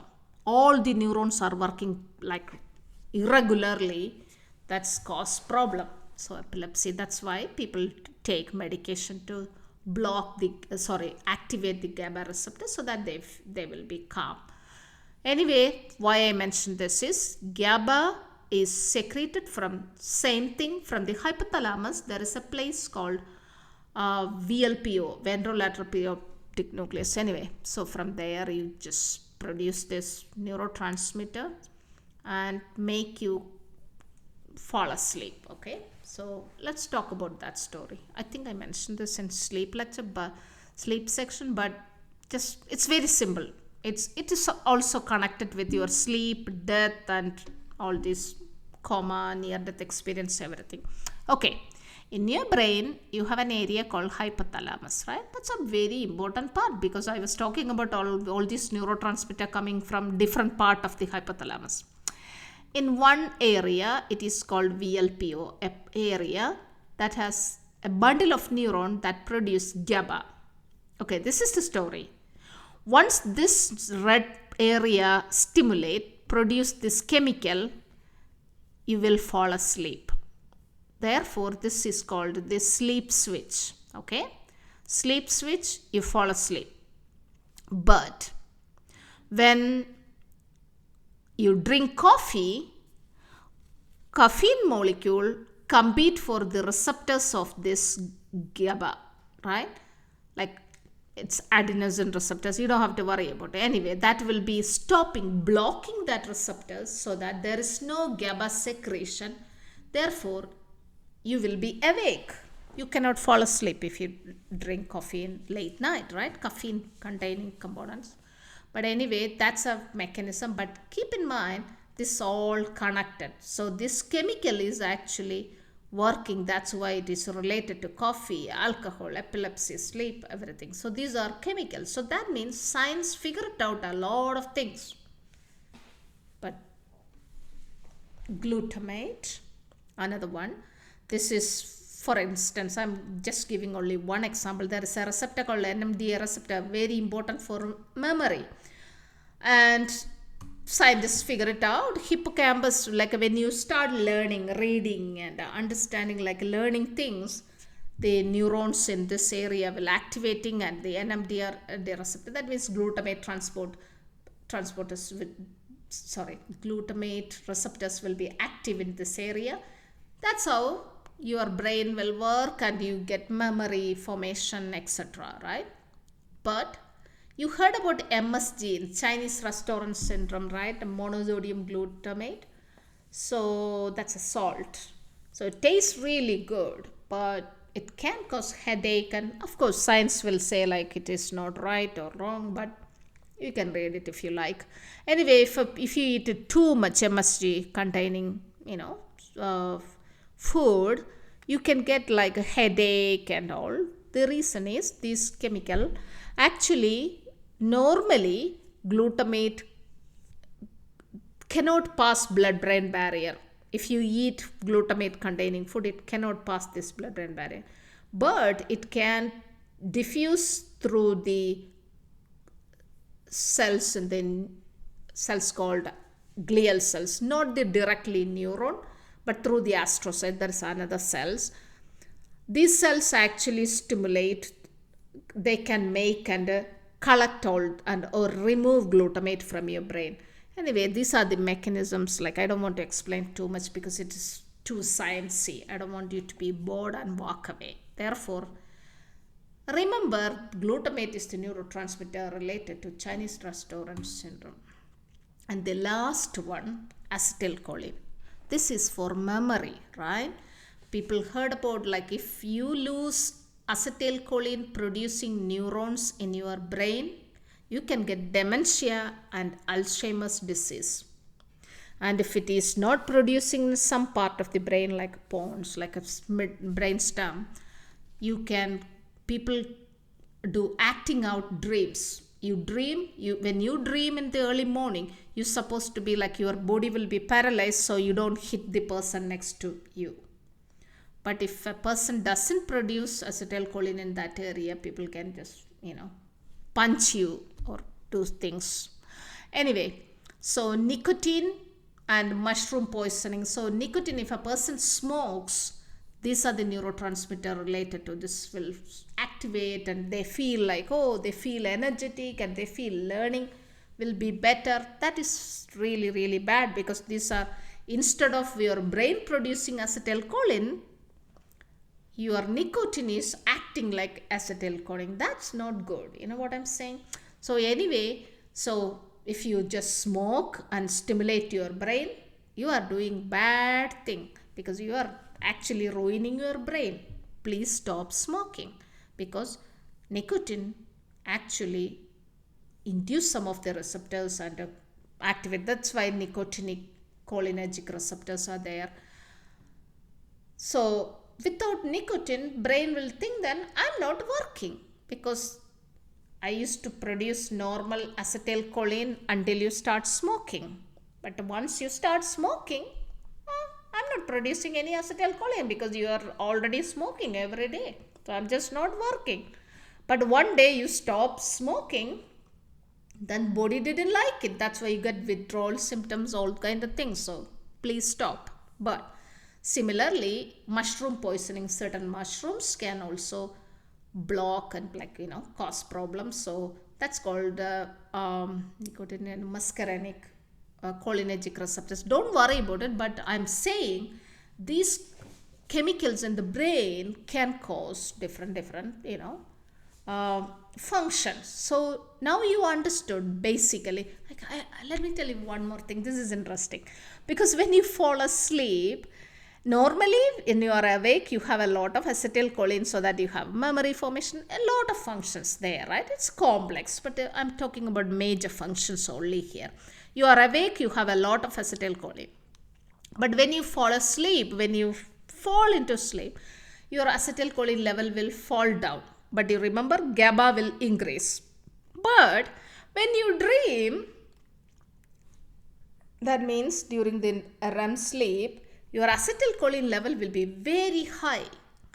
Why I mention this is, some people get dreamless sleep. That means they never dream. That means one of the reason is, during that time, if a patient has lesser acetylcholine secretion in that time, they don't get, that condition is dreamless sleep. I don't know, it's not that important, but just understand. Anyway, why I explain all this is, when you are awake and sleep, you have so much things going on in your brain. I think I cover most of the functions, whatever happening in the brain with all this chemical. So your brain, daytime, you are doing so many things, and your brain is filled with chemicals. When you fall asleep, you are going to, it's called glymphatic system. It's a reason, like in last 10 years, scientists figure it out, the thing, right? It's easy. from your blood vessel, artery, a fluid part of the blood will be, it's like cleaning your room. You pour a bucket of water and clean a cement, I don't know, place somewhere. Similarly, you have so much neurotransmitters, you worked so hard, your brain is filled with the neurotransmitters and chemicals and junk things. But when you fall asleep, your astrocytes, your brain cells will shrink, and it will give space so that all these fluid will clear your chemical neurotransmitters. And when you, after a good night's sleep, your brain feels so much better. You feel like so good. Reason? You have a lymphatic clearance system. Anyway, this is how every day you work. Daytime you work and nighttime you clean everything. Things are working well. So those are neurotransmitter stories. Along with your neurons, like electrical impulse transmission, right? So these two transmissions will help your brain to work well. Okay? So electrical transmission and chemical transmission both will work the brain. But can you explain NDE with these definitions? No. These all are happening in your brain, in the neuron, within your skull. During the near-death experience, the person's soul and spirit is departed from the body. It's flying away somewhere, far away. There is no way that neurons or neurotransmitters we were talking about until now can connect with this, according to the current science, right? Of course, scientists have to work on that part really well. But anyway, NDE, science cannot explain at this point, because there is things they are believing, but they cannot explain well. With science, you cannot explain. Medium. So what is science? Why they cannot explain, or they are still in the infant stage? There is a mistake, like I said. Science ignored NDE. They just sticked with the human body. They just ignored soul and spirit, nothing. They didn't care about that. So now they cannot explain NDE well. Of course, there is little bit explanation there, but not enough. But science ignored mediums. I was talking about psychic people, like I'm not talking about real psychic thing, like a medium, real medium people. They could have used medium and record their brain activity and study things. Then, we could have do that, but we didn't do it. But future, we're supposed to do it. Telepathy, people talk about telepathy, teleportation, all those things, psychic and all kind of things. Science ignored all those until now. That's a bad thing. So if they did the research, we would have figured out something. So now is the time we need to focus on that. Therefore, there is a lot of gap in this one. So NDE and the existence of soul and spirit, and how our soul can see everything happening in this kind of situation is not explanatory, and we do not know what is going on after death either, because science behaved stubbornness, right? Because they just ignored. But science means scientific people, okay, whoever, and including me, I have to be honest with you. Eternity, and when we talk about, I have to stop this is like a long video. Anyway, eternity, you have eternal life. People talk about in the near-death experience. It's an evidence, like old scriptures and the Bible, all this talk about that. Quality of the life determines your eternity. Your eternity may be, that's what I wanted to talk about. Your soul and spirit has an eternal entity. It is not dying or stopping after the death. After the death, the soul will leave. Soul and spirit will leave. Leave means leave the body but it has a life. So the life will be eternal. That's what it everywhere just talking about. And this eternal life, either it will be in a higher vibration or it will be in the lower vibration, based on your deeds. Like what did you do in your short lifespan, in I don't know 70 100 years? What did you do, good or evil? What did you do? So that's what determining your life. That's what. So in Bible, if you look at it, eternal life, Jesus Christ is offering that. That's what he was talking, everything about eternal life. There is a life after death and you are welcome. So he came back, like I said, people were don't believing him and they killed him. But he just came back and said that, look at me. Look at me. So he came with a body, literally. They pierced that body. He showed it. It's written in the Bible. If you never read Bible, you can read and it's written there. And he came out. It is interestingly, they have a supernatural ability and they have a body, right? Like after death. Okay, this is not like a near-death experience or soul. I'm talking about resurrection. Resurrected body is like our human body, and with all this, like in Bible, it's written that Jesus actually asked them to ask them fish, and they ate fish with them. They ate food with them, with the disciples. That means there was a body. That's like unbelievable, right? Like I cannot think about how I'm really curious. I heard about that. It's not heard about that. It's written in Bible. After we die, if you if you do, you need that life or eternal life in heaven, or you just don't care about. You can just go to the lower vibration. That's up to you. If you wanted to get into higher vibration to live in the heaven, that's what I'm talking about. So it's written that when Jesus come back, he will come back and he will give all the dead people a body, right? So anyway, we will talk about that some other time. If you are interested, just comment there.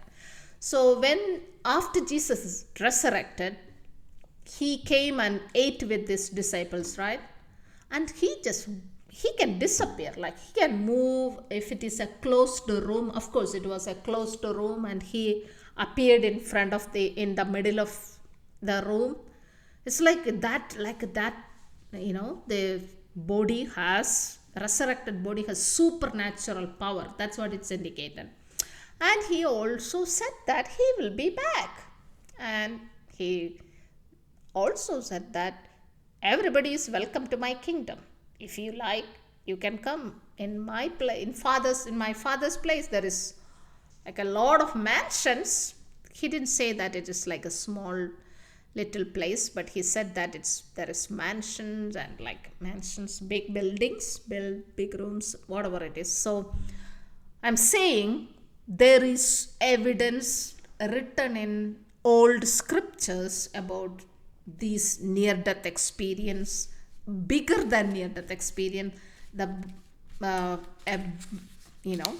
Jesus coming back with a resurrected body and ate with the people.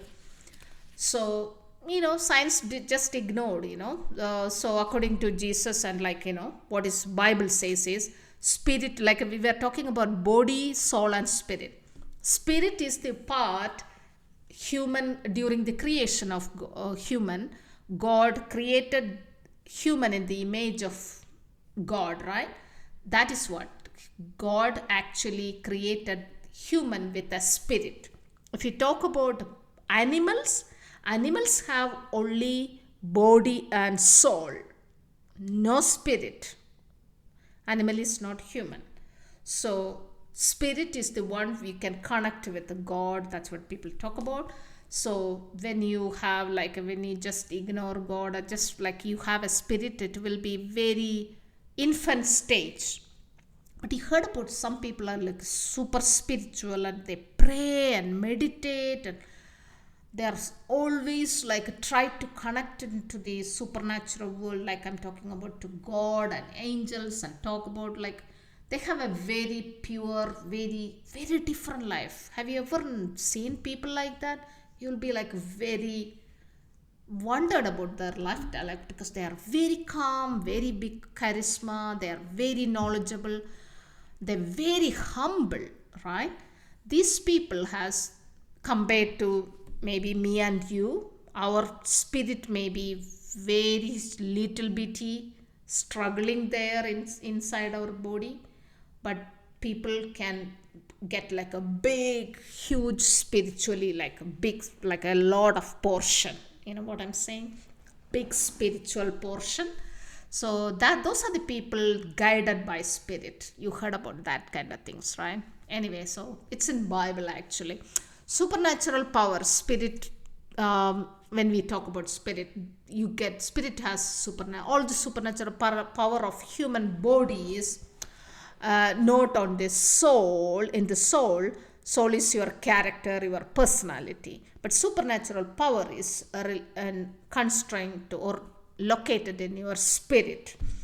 For instance, Jesus cured like a blind man, and like all these miracles. He walked over water, all this you heard about in Buddha, like Gautam Buddha in Buddhism. He did, I read that, I remember that reading. He once levitating, like he actually it's like flying. He was sitting in the other side of the river. I don't remember where I read. Other side of the river, and doing the meditation, because he was very, very spiritual person.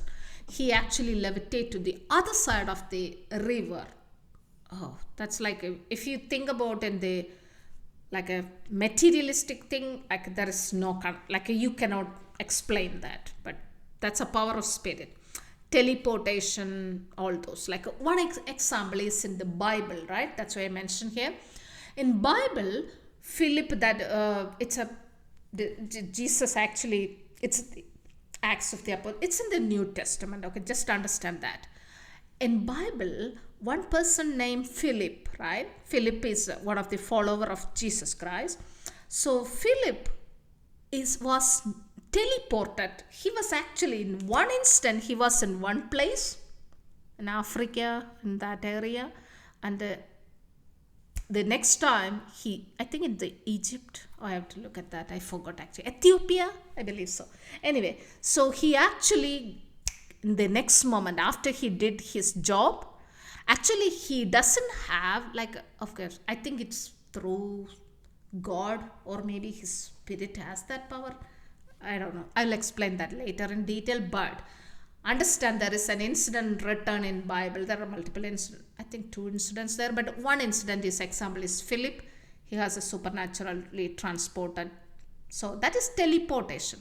So these are the things science ignored. Science was not busy. Scientists were busy in creating materialism, not talking about and finding out, oh my God, what is going on? Let's look at it. Nope, they didn't do it. So we're supposed to do it. Okay, my battery's out, so I have to stop in few minutes. Okay, in Hindu mythology, not in mythology, like in the real story also, in old Hindu priests, they used to meditate under the peepal tree. It's like a banyan tree. What do you call it? It's a big tree, okay? So they were really very focused. Nowadays, I don't think you can find people like that, because we invade all the forests. There is no good trees, right? And we destroy the trees, and also, maybe I should connect this battery. So we destroyed the trees, and we invaded and built a lot of buildings. So even if you have some trees in the forest, if you get into the forest to meditate, I think all the animals are confined into that area. So you end up in seeing too many animals. I don't think you can calmly meditate in any area in the world. I'm not sure about it. I don't think it is possible. I don't know. Maybe. Anyway. Okay. What I'm talking about is if you read some of the Hindu mythology, and also even if you read like some of the real things, people old days, like thousands of, I think 2000, 3000 years back, all these rishis, right? These Hindu priests, they used to meditate under the people tree, right? So why do they meditate? Actually, they're vegetarian. They just take only certain types of food, right? So these are, I'm talking about like these neurotransmitters we were talking about. This all relate, like they change why when you eat different types of food. So these people, they have like a different, like vegetarian, like a different food, like follow their certain what do you call diet, and they just, they don't, I don't think they eat enough, like maybe I don't even think they eat enough. They just drink water and meditate, and they meditate until they figure it out or find the solution. If their focus is to, find, spiritual being and communicate with a spiritual being, or whatever their planning, their focus is, they like do they do anything to attain that. I'm not talking about everybody. Some of the rishis, like some people are there, like I don't want to list the name, but here, so they even stand, instead of sitting there, they stand on one feet and pray. It's like a really risky thing to do that. People can do it. So they do like days, and to bring, like attract, God or like angels, and to get to talk to them. But I do not advise that. Some one of the pictures I found it, like, of course they get this revelation. If you start, we can also do it. We can stay home and just stop eating and drink only water, just meditate. And meditate means you just sit and like pray, and you get this revelation. What is that? Is what I understood based on the the neuroscience and the medical science, all these things. If you connect it, what I understood is, when we eat food, when our digestive system works, our neurotransmitters in the body is in a different way, right? Also, our brain is busy in taking care of your digestion, all kind of things. But once you completely shut down the digestive system, of course, remember that serotonin, all those, there are a lot of neurotransmitters in that digestion process, neurotransmitters and hormones and everything is involved, right? If you shut down your digestive system, actually your neuron function differently. That is the real thing. Actually, it will happen, because I remember I mentioned in another video, I did 3 days of fasting. In 2 days I didn't drink any water. I don't advise to anybody, because people can die, because if you don't have any diseases, and also I trained, like I practiced that, like I don't eat breakfast from school. I think from college days onwards, I don't have time, maybe, I don't know. I don't eat breakfast. Of course, I used to eat in between, but now I don't eat breakfast or lunch. I just eat only at evening or night one meal. That's it.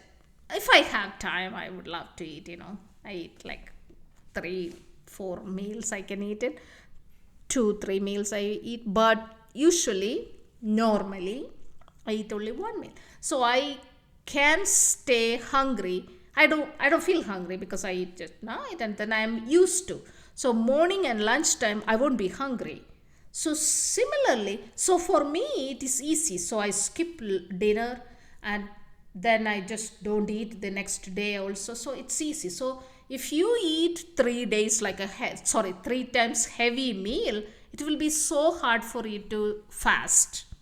That's what I'm saying. Don't try it one day all of a sudden, but you need to like train like that, train your body. Anyway, so why I'm saying is, if you really shut down your digestive system for a couple of days. What I was saying is, when I was doing that 3-day fasting, I remember third day, like I got like little bit, I didn't see any angels or anything. I never seen in person, but like I had some spiritual experience. I felt like, like anyway, I was praying and all. Anyway, so I was talking about if you shut down the digestive system, definitely you get access to the spiritual whatever there, and you have very different feelings. So I believe in, even though I believe in, you know really, like I'm in deep research in like scriptures, right? Like in the Torah, Bible, all those. And I know a lot about Hindu mythology, all this, because I did school in India. So we had to study in school days a lot of Hindu, you know, mythology and everything in the textbooks. So what I understood is, old days Hindu yogis, they did this meditation and prayers, and they got all this revelation.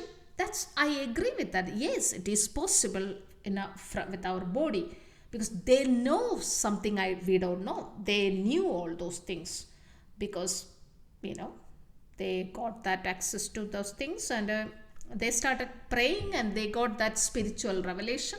Similarly, we can do that too, but we don't have time. We are so busy watching, I don't know, internet, and like some, listening to certain things, and we waste our time, right? Like a day, it's a lot of entertainment. Our world change. We become very materialistic, and instead of, we use only like maybe our dopamine system only, that's the one activating.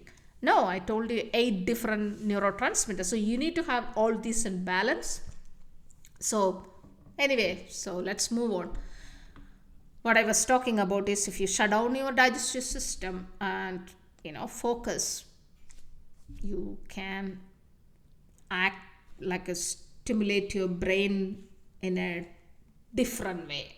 That's what I believe. Based on all the neurotransmitter function, your brain get more clarity. If you talk to people who do fasting and all, they will talk about it. Anyway, so that's also like a vegetarian food, like a maybe very light food. Those are the things. The food has influence. Like I said about like all this amino acid, why I mention all those, how serotonin and histamine produced in your brain. Why did I explain? Because to connect everything, because these neurotransmitters are originated from some of the amino acids. These are from the food. So these are the things. That's why sometimes when you fall asleep, when you go to bed, you won't be like, if you're very excited, you won't be able to sleep. If you're very sad, you won't be able to sleep. If you eat some food, some types of food a lot, you cannot sleep. Reason, these neurotransmitters in the brain will be in a different way. So I explained that in another podcast. It is called Sleep. In that I explained really well. That's a different podcast. It has a lot of informative stuff. You can watch sometime. So let's move on. Okay. So these are like, I talked about already. Sharon's gone. It's only 3 minutes. I want you to watch it. She will be talking about how she felt after during her near-death experience. And these are 2 physicians. Okay, there is a lot of doctors. Once they get they don't, like most of these people, they don't believe in God. Once they become very sciencey person, like a scientific person, people just ignore that. They don't believe in God or anything, right? But this is like this doctor actually. The thing is, like, if you look at it like a bow tie, I don't know, it feels funny for me. I'm so sorry if people who wear bow ties, it's not like, but it's an old style, what I'm saying? Like, you can see that he may be a very, what do you call, a bookworm guy, right? So he turned into like, okay, he believed in near-death experience, because he really literally died and came back. Similarly, another physician, I think she is an Australian or something. I watched this like years back, maybe, I don't know, 3-4 years back. I watched this video, like her experience. I think she was in a underwater or something. I don't remember. You can watch it, okay? So she actually, she's explaining how her near-death experience. These are physicians, like she's a orthopedic surgeon. He's a neuroscientist. That's what I believe. So there is a tons of ones there. But what I will recommend, I would like you to watch Sharon Stone, but I want you to watch this one, even if you don't have any time, okay? After this video, after my video, please watch my videos, please. Then I want you to watch this video, okay? There is 12 minutes. This is a cardiac surgeon, okay? Out of everything on the internet, okay? I think I didn't watch everything, but I used to watch like a lot of near-death experience before. Now I don't have much time for last 2 years, but I was reviewing a lot of things. Like I'm interested, like if I drive and if I do anything, any work, cooking, anything, I just listen to these things, right? For information. That's how we get knowledge. Anyway, this cardiac surgeon is explaining two incidents of near-death people, two patients, right? I want you to watch it. Oh my God, the first one is brilliant. He was actually, I can explain to you, right? You can just go and watch later. So he was doing a cardiac surgery in one of the patients, and the patient ended up in dying, right? So, you have surgical assistant. That means other doctors are there, and they were like after he died, what do you do? Like you cannot do anything, right? So they took it out, all the machine, like a breathing apparatus and everything, and they were, the junior doctor was like stitching him back, right? His heart, open heart surgery, right? That's a major surgery. Anyway, they were sad and they just like standing near the door, right? This the elderly, like a well experienced doctors, right? After, I think he's telling about 10 to 20 minutes. That's a long time if you think about it. So after that, this guy came alive, right? This person who, I think that's a male or something. Actually, this was the video. It's about 12 years ago, because this, like I said, I was planning to prepare this video 3 years back. I didn't have time, so that's why I'm recording now. But anyway, so if you look at it, this person came back to life, right? And he was explaining the vivid, like whatever he saw in the operating room. And he saw something. Okay, I don't want to tell you all the details, but you can listen to. About 9-10 minutes, he will talk about that patient's story. You have to start listening carefully from the first minute, okay, please. And he's talking about a sticky note story, right? So there is no way, because if you do surgery, the person's eyes are closed. It's open heart surgery. So the person's eyes are closed, and he's in an operating table, and it did all the surgeries, pin it up, and it take the person, once the surgery is done, they will move the patient into another room to recover, right? To make them awake. So in that time, so whatever happening near this, near or inside that operating hall, these patients don't know what is happening, right? But this patient, after the near-death experience, he was telling, oh, I saw your computer has a lot of sticky notes. Sticky notes, his assistants put the, phone call or something like he just make notes and put it on the computer as a long chain of sticky notes. So this guy actually told that after that. So, and of course, these are physicians, right? Like they don't believe certain things. They will, but that will make you believe, right? If somebody tell you, like you watch that and know things. And I like this one also. This actually, I think, explaining. This is I think it is a BBC or a National Geography or some documentary about near-death experience. I'm sure there is a lot of new documentaries out there you can watch. And these are the things about near-death experience, and I would like you to watch this one. And it is so surprising, and it's not surprising. I believe so, but people who never believe, oh, this is a doctor. Dr. Lloyd Rudy, he's a cardiac surgeon. He is saying, oh, another thing. When you look at this one, I want you to look at the first comment in this video. That's what I wanted to tell you. So when you watch this video, click the first comment and look at the comment. Actually, the doctor physician who were doing surgery with him, that is the physician did the comment in that first video. Sorry, in the first comment, it is there. So there is, I trust that. If you like, you can believe also. Anyway, what do you believe? If science can't explain something, would you stop believing that, or do you search for it? And what is it for a man if he gained the whole world but loses his soul? There is no point, right? Seek and you will find. If you wanted to know, search for it. We all have to die one day. We will be gone, right? But we cannot carry anything from here. But if you have to go to a wedding or something, you always be prepared, right? You will be okay, you plan what to wear and everything.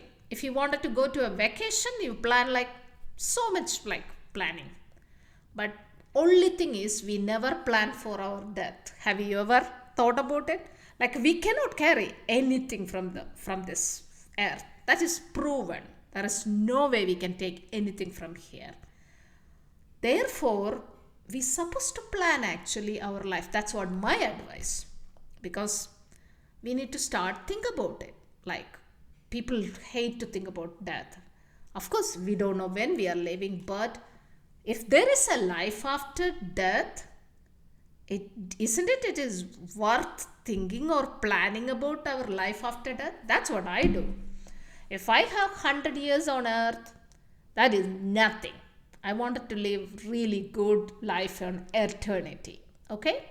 So I want you to have review this. And if you never heard about this near-death experience, NDE, and this is it. This is real. And it is written already in Bible. And read. And that's what Jesus said. There is a life after death. I want you to think about it. Okay? And comment down there. I know I made it very long, but hope it is informative. Let me know how you feel and let me know what you like to hear next. Okay? Talk to you later. Bye.